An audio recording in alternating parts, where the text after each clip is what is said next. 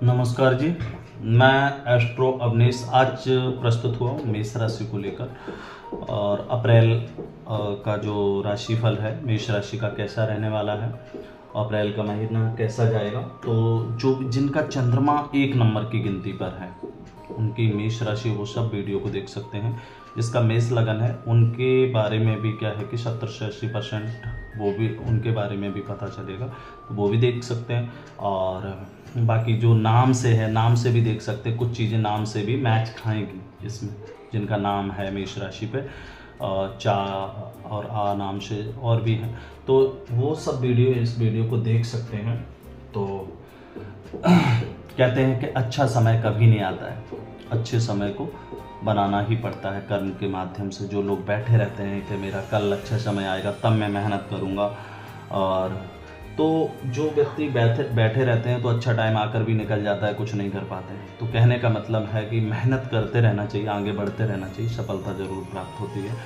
और अब आ जाते हैं मेष राशि का जो रूलिंग प्लैनेट है वो क्या है कि मंगल है। मंगल आपका 2 अप्रैल तक 11th हाउस में है, तो पिछले 11वें भाव में है। तो पिछले समय से आपने देखा होगा अपनी हेल्थ को लेकर, बॉडी को लेकर थोड़ा सा क्या है कि मुझे लगता है फिटनेस पे थोड़ा सा ध्यान दिया होगा, और आगे भी आप दोगे जो मुझे समझ में आ रहा है। लेकिन 11th हाउस में थोड़ा सा ये रिश्तों को लेकर थोड़ा सा एक झगड़े वाला समय चल रहा था, राजनीति पॉलिटिक्स वाला टाइम चल रहा था।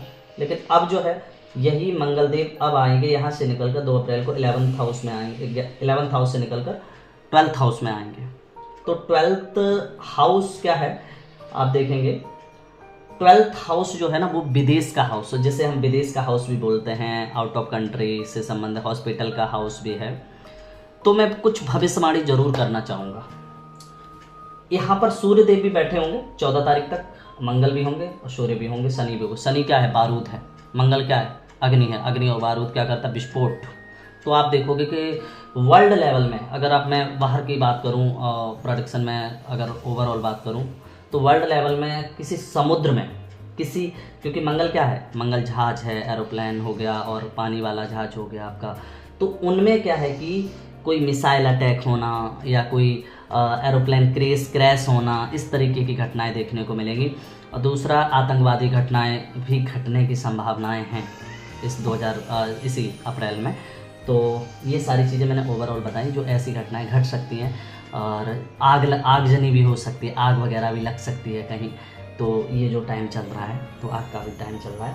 तो अभी आप देखेंगे, अब आ जाते हैं इस कुंडली पे मेष लगन के हिसाब से। तो ये हॉस्पिटल का घर है, और कहते हैं ना लेफ्ट आँख का भी है, लेफ्ट आँख का।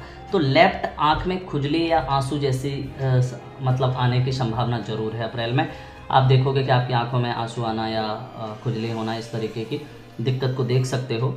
और दूसरा, हॉस्पिटल में आपका जाना हो सकता है किसी को देखने जाओ, है ना, या कि हो सकता है कि खुद ही थोड़ा सा कुछ हेल्थ इशू छोटा पूरा देखने को मिले, जिसकी वजह मेडिसिन लेने जाना पड़ सकता है, ऐसा दिखाई दे रहा है। और ये यहाँ पर ये विदेश का हाउस भी है, बड़ी यात्रा का हाउस। तो बड़ी यात्रा तो होगी। चौथी दृष्टि 3rd हाउस में पड़ रही है, छोटी यात्राएं भी होंगी 100% इस अप्रैल में, छोटी छोटी यात्राएं होंगी। और क्या है कि बड़ी यात्रा भी होने की संभावना है, ऐसा दिखाई दे रहा है। दूसरी चीज़ क्या है कि यहाँ पे थोड़ा सा क्या है कि सूर्यदेव जब तक 12th हाउस में है, तो तब तक आपको जैसे कि बच्चों को लेकर, जिनके बच्चे हैं भाई, उनकी पढ़ाई को लेकर थोड़ा सा चिंता हो सकती है, बच्चों को लेकर कोई चिंता हो सकती है। और थोड़ा सा लव लाइफ में भी थोड़े मतभेद हो सकते हैं, प्रेम संबंधों को लेकर भी ये समय जो है ना मतभेद वाला समय है। तो 14 तारीख तक ये मतभेद रहने की संभावना है। प्रेम जैसे कि आप अपने रिलेशन में हो तो भाई ऐसा नहीं है कि झगड़ा करो, रिश्ते संभालने की ज़रूरत है। कहते हैं कि रैमन धागा प्रेम का मत दियो चटकाए, है ना। तो मुझे लगता है कि रिश्ते अच्छे बना के रखने की आवश्यकता है। और अपनी फिटनेस पे भी आप ध्यान दोगे, जो मुझे दिखाई दे रहा है, क्योंकि बॉडी, मंगल क्या है? शरीर है, बॉडी है। तो बॉडी अगर क्या है कि बारूद से टकराएगी, क्या होगा? थोड़ा ना थोड़ा हेल्थ का ध्यान रखने की ज़रूरत है। बड़ी यात्रा करते हुए भी अपना ध्यान जरूर रखें। अब यहाँ पर क्या है कि 14 तारीख को सूर्यदेव लगन में आ जाएंगे, ठीक है। जब सूर्यदेव लगन में आएंगे तो यहाँ से समय अच्छा होगा। यहाँ पे किसी प्रतिष्ठित व्यक्ति से मिलना हो सकता है जो आप सोच रहे हो, या सामने से मिलने आ सकते हैं जिनसे आप काफ़ी समय से मिलने की सोच रहे हो कि भाई मुझे मिलना है, तो उनका मिलना हो सकता है।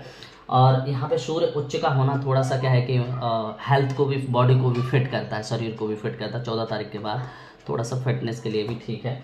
और यहाँ से मतलब जैसे बुद्धि भी सही से काम करेगी, मुझे जो लगता है किसी का सपोर्ट मिल सकता है, कोई आपको कोई फ्रेंड या कोई ऐसे रिश्तेदार जो आपको कोई आपसे जो बड़े हैं, कोई ऐसा सपोर्ट उनकी तरफ से मिल सकता है जो दिखाई दे रहा है। अब यहाँ पर क्या है कि आपको करियर का जो रूलिंग प्लैनेट है शनि है। शनि 11th हाउस इनकम का और करियर का लॉर्ड 12th हाउस में है। जो आप देखोगे कि करियर के काम में आपके क्या है कि कुछ ना कुछ उतार चढ़ाव आने की संभावना है, कुछ राजनीति पॉलिटिक्स जैसी चीज़ें देखने को मिलेंगी अपने काम में, क्योंकि शनि मंगल टकराएंगे यहाँ पर। तो ये हो सकता है कि आप चेंज का सोच रहे हो, जॉब चेंज का सोच सकते हो, या जॉब में कोई किसी से बहसबाजी हो सकती है। जिनको आप मित्र मानते हो तो पता चलता है कि वो कुछ अच्छा बनने के लिए तुम्हारी ही बात को सामने वाले को जाके बोल देते हैं, बॉस को या आपके ऊपर जो है, तो उनकी बुराई बिल्कुल भी मत करना, क्योंकि कभी कभी मित्र भी जाके चुगली कर देते हैं, तो थोड़ा सा ध्यान रखने की ज़रूरत है। और दूसरे, अब मैं आ जाता हूँ क्या है कि आपके शुक्र पे आ जाता हूँ, वीनस पे। वीनस आपके अभी 22 तारीख तक, नहीं 19 तारीख तक आपके मेष राशि लगन में है। 19 तारीख के बाद आपके सेकंड हाउस में पहुंचेंगे। जब तक लगन में है तो तुम तो तब तक और सेकंड हाउस में जब तक रहेंगे तो थोड़ा सा आप अपनी चेहरे पे की चमक पर ध्यान दे सकते हो। अपने शरीर के लिए ये सोचोगे कि भाई मुझे थोड़ा सा और अच्छा बनने की ज़रूरत है, थोड़ा सा अपने चेहरे पे या शरीर पे ध्यान देने की ज़रूरत है, तो थोड़ी चमक बढ़ सकती है आपके चेहरे पे, ग्लो आ सकती है, ग्लो 100% आएगी। और सेकंड हाउस पे भी जाएगा तब भी ग्लो आएगी, चमक आएगी। तो यहाँ पे सेकंड हाउस ज्वेलरी का हो सकता है, ज्वेलरी वगैरह कोई परचेस करने का प्लान कर सकते हो। और या आपकी पत्नी की लाइफ में, क्योंकि पत्नी भाव का रूलिंग प्लैनेट होने के कारण पत्नी की लाइफ में या पत्नी की वजह से थोड़ा धन मिलने की संभावना है, या पत्नी के जीवन में कुछ अच्छा होने के योग है। कोई फाइनेंशियली पत्नी को लाभ हो, धन को लेकर, या इंक्रीमेंट वगैरह जैसी स्थिति देखने को मिल सकती है, ऐसा दिखाई दे रहा है। तो ये घटनाएं जो है ना वो घटेंगी। अब ये कहो कि सबके साथ क्या है कि ऐसा है कि सभी के साथ थोड़ी ना थोड़ी कुछ ना कुछ घटेंगी।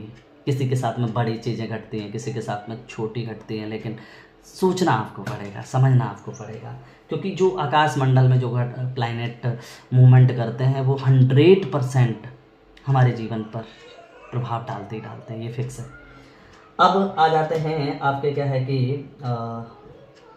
यहाँ पे बुध पे आ जाते हैं। बुध देव को देख लेते हैं। बुध देव आपके क्या है कि 11th हाउस में है और 11 अप्रैल को आपके मीन राशि में आ जाएंगे। तो मीन राशि में अगर बुध देव आएंगे तो खर्चे जरूर करवाएंगे 100%, क्योंकि बुध देव यहाँ खर्चे कराते हुए मुझे दिखाई दे रहे हैं, चाहे हॉस्पिटलाइज खर्चे हों, चाहे घूमने फिरने से संबंधित खर्चे हों, ज्वेलरी से संबंधित खर्चे हों।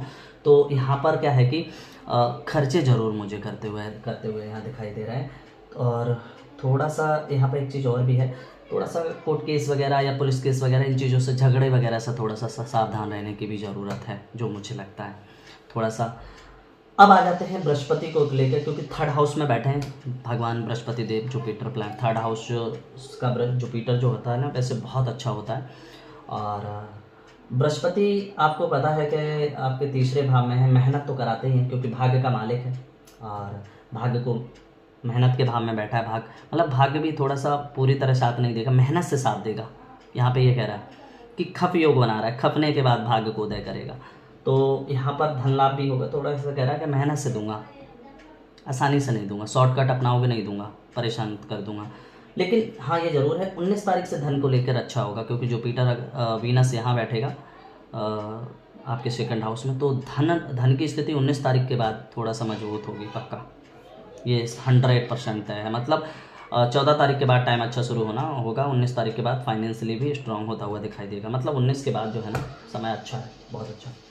जुपिटर यहाँ पे है तो कहीं ना कहीं, हालांकि जुपिटर की जो दृष्टि 7वें भाव में है, जो लड़कियां हैं, स्त्री हैं, उनकी शादी की बातें आपने देखा होगा 5-7 महीने से कुछ ना कुछ किसी न किसी से शादी से संबंधित, जो शादी लायक है उनकी शादी की बातें चलना दिखाई, मतलब शादी की बातें वगैरह चल रही होंगी कहीं ना कहीं। और दूसरी बात क्या है कि इनकी डेली बेसिस इनकम पे भी है, तो डेली बेसिस इनकम पे भी ध्यान होगा कि मैं और मेहनत करूँ, ज़्यादा से ज़्यादा कमाऊँ।